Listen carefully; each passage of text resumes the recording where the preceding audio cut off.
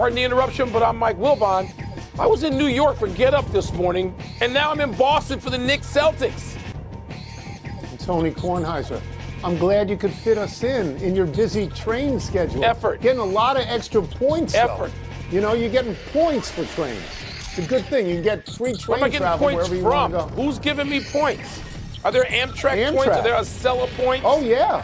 You would Absolutely, know that. There are You Amtrak would points. actually know that. Wow. I'll tell you what, Man. you give me your points, I'll be able to go to California at some point. Welcome to PTI, boys and girls. In today's episode, Steph Curry hurts a hamstring, the Canes beat the Caps, and Tim Legler joins us for 5 good minutes. But we begin today with Indiana once again beating Cleveland in Cleveland to take a 2-0 lead in their playoff series. And once again, Tyrese Halliburton was the hero, missing a foul shot off the rim, gathering the rebound, and sinking a three for the winning margin, 120 to 119. Wilbon, is your focus on the Pacers' improbable ending or the Cavaliers' last-minute collapse? Tony, there's certainly elements of both. I mean, how about the simple element that we start to learn in grade school or, CYO league of blocking out at the free throw line. You just cannot let somebody come crashing in.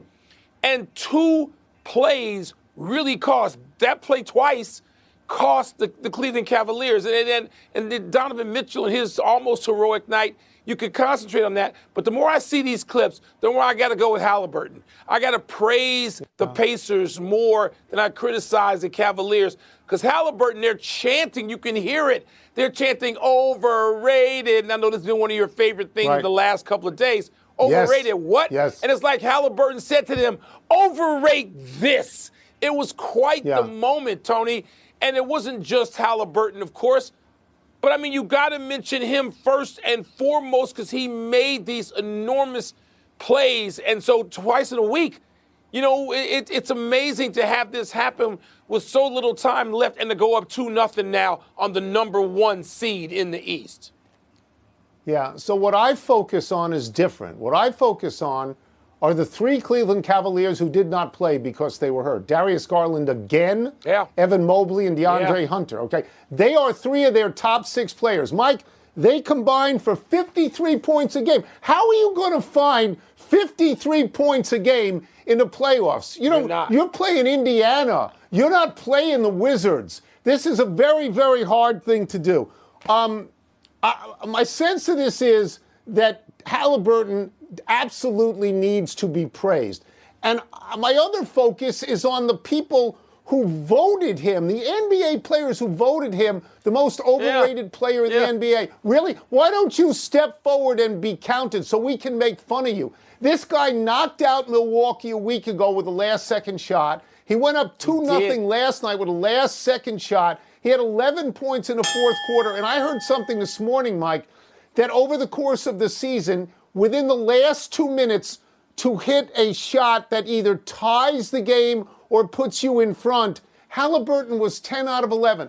Mike, I think that he is playing with a chip on his shoulder because of this stupid poll and also because his old man cannot get into the games. And he is carrying this series. And Cleveland's in real trouble. They're in real trouble. You go down 2. And they're going to get those guys back. You're right, Tony. You got to have them. And by the way, they're sprinting off the bench to high five and chest bump. And I'm like, okay, I mean, might they get in the game and chest bump? But they need them.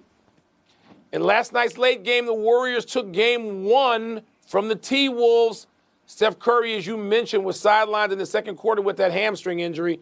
But Golden State filled the void with huge contributions from Draymond Green, Jimmy Butler, and Buddy Hield for a second straight game. Reports are that Curry is out at least a week and then will be reevaluated. Tone, does losing Curry until at least game 5 diminish the Warriors' win in your mind? No, far from diminishing it. To me, it enhances it. They went and beat a team. The Warriors beat the Timberwolves without Steph Curry playing the second half. They went on the road against a better team. And without their best player, they won. Now, I grant you, if he's going to miss games 2, 3, and 4 at least, that may diminish the Warriors' chances of winning the series. My hope was he would miss game 2, come back for game 3, and then so what? because they'd already stolen game one. We know what happened last night to Steph Curry. He hurt his hamstring. What happened to your boy, Anthony Edwards? You sit here, you tell me all the time how great Anthony Edwards is. Anthony Edwards had 1 point in the first half. He missed his first 10 shots. He shot 1 for 5 from 3. Mike, that's the home team. The best player on the home team should be, in the playoffs, the best player on the court. And they were collectively, they didn't shoot at all. If I have this right, they were 5 of 29 from 3. That's worse than the Celtics. Yeah. And I can't believe this number I've got in front of me. But I'm told they're 12 of 76 in their last 2 games from 3. And, Tony, they were like the number 5 three-point shooting team in the league during the regular season. Not turning out that way so far. But let's go to the Anthony Edwards part of it. And, by the way, I agree with you. It enhances the win. Because you go out there and you got to play close to 3 quarters without Stephen Curry. And ask about it right away. Jimmy Butler said after the game, this is easier when we got Steph Curry. And now who knows what will happen. This just takes the wind out of my sails as somebody who loves to watch Steph Curry. And Tony, of course, a hamstring for him, the amount of mileage he runs during a game and the way he functions, he needs 2 legs. He's not a guy who can drag a leg through a series, I don't think, like we saw Kawhi Leonard do back in 2019. But Jimmy Butler said this is easier when Steph Curry's out here, and now they're not going to have him. Tony, Anthony Edwards, he got some making up to do tomorrow at home.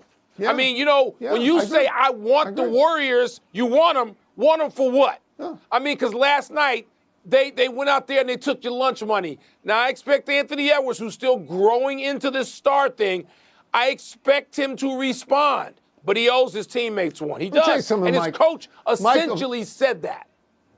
His coach called him out. His coach called him out. Yeah. Of all the teams that lost game 1, all 4 higher-seeded teams, which had never happened before in NBA playoff history, this game surprised me the most because they were dead tired. They had to go 7 with Houston, had to go on the road in game 7. The other team was rested and at home, and they lost their best player. They can't win this game. They won the game. Let's go to hockey, as we do in the third story every day lately. The Edmonton Oilers went down 2-0 to Las Vegas in Las Vegas and then scored 4 unanswered goals to win last night. The Washington Capitals were up 1-0 halfway through the third period at home last night. Then were tied by Carolina and beaten rather quickly in overtime. So, Wilbon, who had the more impressive win, Edmonton or Carolina? Tony, I pulled what I now call affectionately. I pulled a Kornheiser last night. I'm watching mostly basketball. I am on the Acela on Amtrak, but I got the iPad. Right. I'm able to watch stuff while I take my 2-hour and 57 civilized minute trip from Washington to New York. But when I see 2-0,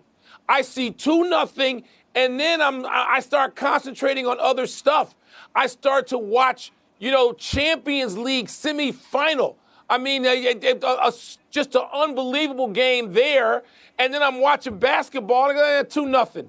And then all of a sudden I see that Edmonton comes back to do its usual late game number and win this game. That was so impressive. Edmonton keeps doing this, Tone. They keep falling behind. They did it against L.A. almost every game, and now they have done it to take a lead against a better team. I'm going, as you know, with the Oilers. Okay, I did the same thing you did because I only have one TV. Unlike you, I got one TV. So I can either watch hockey or basketball. I started with the Cavaliers. They're up 20 in the third. I got off the game. I made another mistake because the Cavaliers lose the game. I go to the Capitals. They're up 1-0 halfway through the third. They're at home. I figure they're going to win. Yeah. I get off that game. I end up on the Washington Nationals doubleheader with Cleveland. I missed everything. I'm an idiot. I will dispute you in this one thing. The reason the Carolina win is more impressive is because they outshot Washington 33-14. They smothered them. They absolutely smothered them. And the Capitals usually average almost 28 shots a game. They had 14 the whole game and none in the overtime. That's a very impressive win by Carolina on the road. Really is. Let's take a break. On the road. Coming up, Tim Legler called the Celtics Game 1 performance, and I'm quoting here, an insult to basketball. We're going to ask him why. Ooh, he did. We'll also ask him how he expects the Thunder to adjust to Nikola Jokic and the Nuggets tonight in Game 2. Lamine Yamal. He was the best player on any field or court in the world yesterday. I know you talked about him. Yamal of Barca. Indiana's will is stronger than Cleveland's will. Indiana has more will. They do. I do. Wow. I do. That's and an I'm indictment. Surprised. Honestly.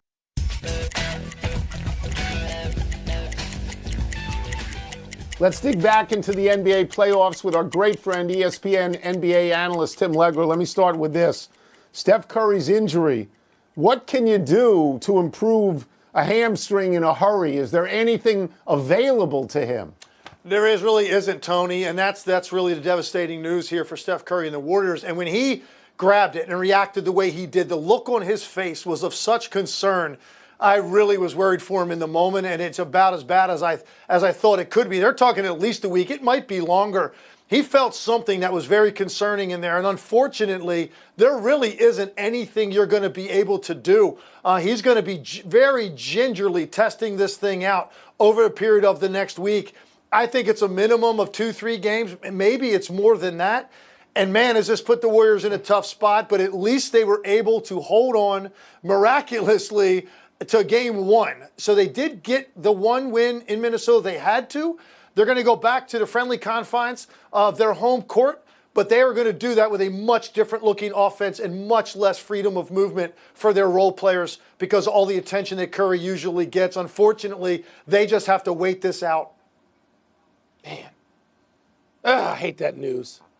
The Cavaliers' legs, as you know, looked so good all season.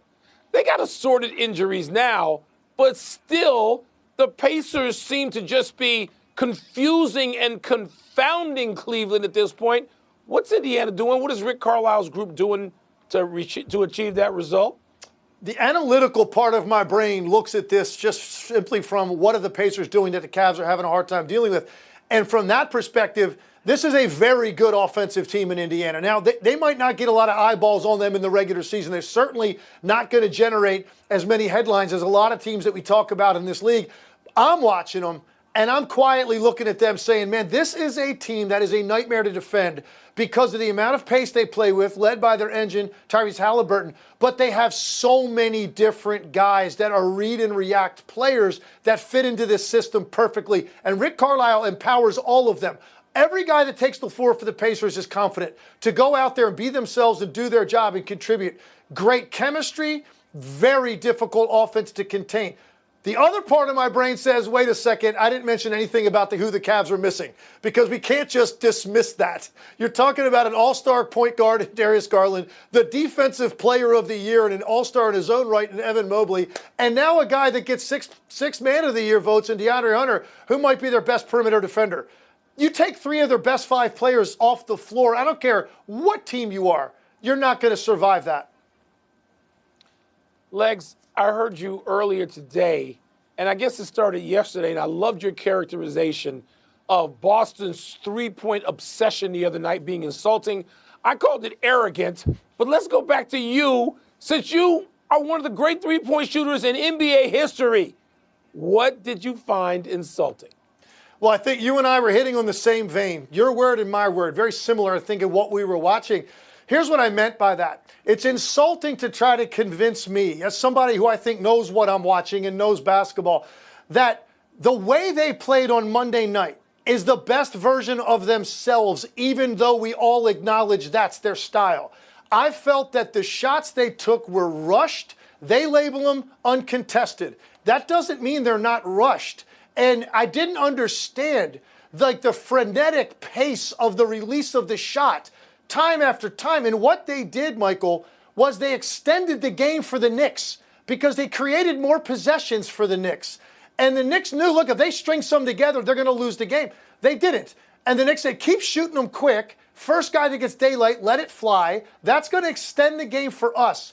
Eventually, the Knicks started to score, and they were very confident about the 6-minute mark. They were going to win that game because they knew that Boston was not going to adjust to it and make them work harder defensively. So the reason I found it insulting was because I think there is a better version of the best version of the Celtics. And we did not see that on Monday night. And the people that defend it are going to say, well, this is what they always do. No, that's not true. They don't always take 37 threes after halftime. They don't always take 20 three-pointers in a quarter, 19 three-pointers in a quarter out of 20 shots. Okay, so don't say it always looks like that. It was that on steroids. That's what you watched on Monday night, and it let the Knicks win a game. Amen. We will get you out of here on this, and we'll talk about tonight's game. The Nuggets beat the Thunder in Game 1. Again, a higher seed went down at home. What adjustments do you expect from Oklahoma City in tonight's Game 2? First and foremost, you've got to be tougher on the glass. They got manhandled, and it wasn't just Jokic. He had 22 boards. It was Russell Westbrook. It was Christian Brown. It's the wings crashing. It's Aaron Gordon coming up with all of the balls that mattered on the floor. They were tougher, and they were physically stronger, and I think they are a physically stronger team. Oklahoma City is a faster team. That doesn't mean you can't get help with the physicality from your wings and creating more traffic for Jokic and Gordon and the guys that are trying to get on that glass. They've got to be tougher. They've got to play faster off of their defense, which they didn't do much of in the first game. I talk about these teams being the best version of themselves. I don't think Oklahoma City was that the other night, and it still took an incredible comeback by the Nuggets to win that game. I think you're going to see a great response out of Oklahoma City in Game 2. I know what I watched all year, and they were better than that. Thank you, Tim. Pleasure as always. Thank you. Thanks, guys. Appreciate you. Thank you. Let's take one last break. Still to come, the Cowboys land a second big-name wide receiver. Ooh, that's going to make all the difference for the Cowboys. Should we expect tension between the Panthers and Maple Leafs tonight? Of course we should. There's tension between the Panthers and everyone, whoever they play. That's anybody. What they do. It's Panthers great to have Ledger with us. The Panthers in their great to have Ledger. Crew.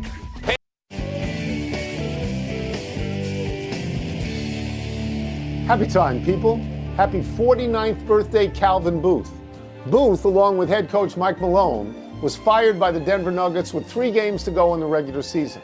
Booth and Malone were said to be at odds, and ownership didn't want either of them. Booth had been general manager of the Nuggets since 2020. Prior to working at Denver, Booth was director of player personnel at Minnesota and had been a scout in New Orleans after a playing career that spanned 10 seasons and 7 teams. Booth was drafted out of Penn State in the second round of the 1999 draft by the Wizards. Everyone wants to know the same thing now. Are Booth and Malone rooting for the Nuggets in the playoffs? Tony, what seems really clear to be around them a little bit, and I have been for a few days now in the postseason, is that they just seem really together. Whatever they might not have been that led to that firing, they seem to have put that aside and just seem locked. And it just seems impressive to be around. And I don't think they're actors. It seems real. Happy anniversary, Bartolo Colon. On this day 9 years ago, at the age of 43, Big Sexy hit the first and only home run of his 21-season Major League career. The Mets were in San Diego, yet the home crowd roared the moment the ball left the yard. The Mets dugout cleared out and hid in the hallway to tease Colon after his unexpected feat. Mets announcer Gary Cohn called it this way: Bartolo Colon has done it. The impossible has happened. Colon had 234 at-bats in the National League and 65 at-bats in the American League. With the universal DH, it's likely few pitchers will ever hit a home run again, other than Shohei Ohtani, of course.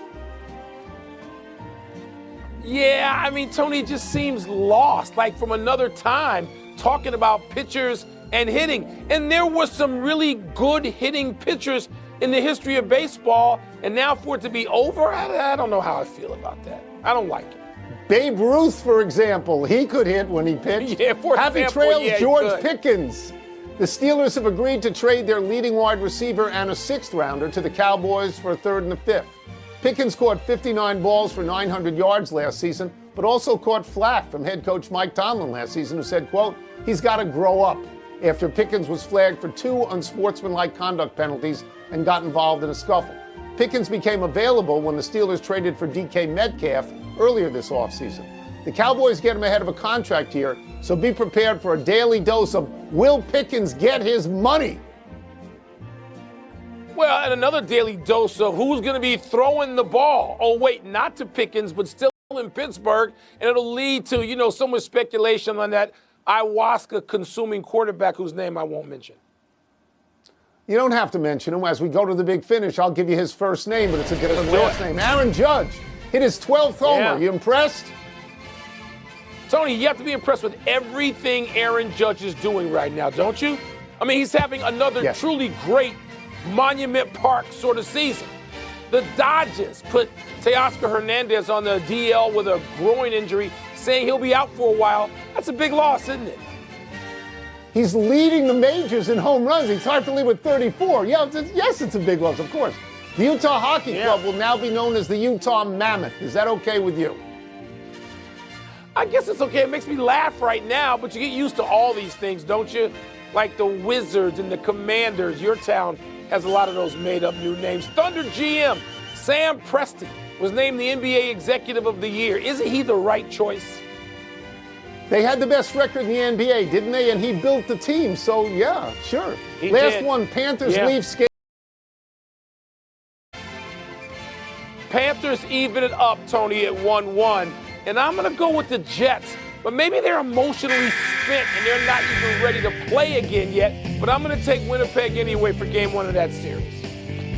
Okay, we're out of time. We'll try and do better the next time. And I'm Tony Kornheiser. I'm Mike Wilbon. Same time tomorrow, knuckleheads. And you know what's coming next. I'm going to TD Bank Garden, Tony, the other garden.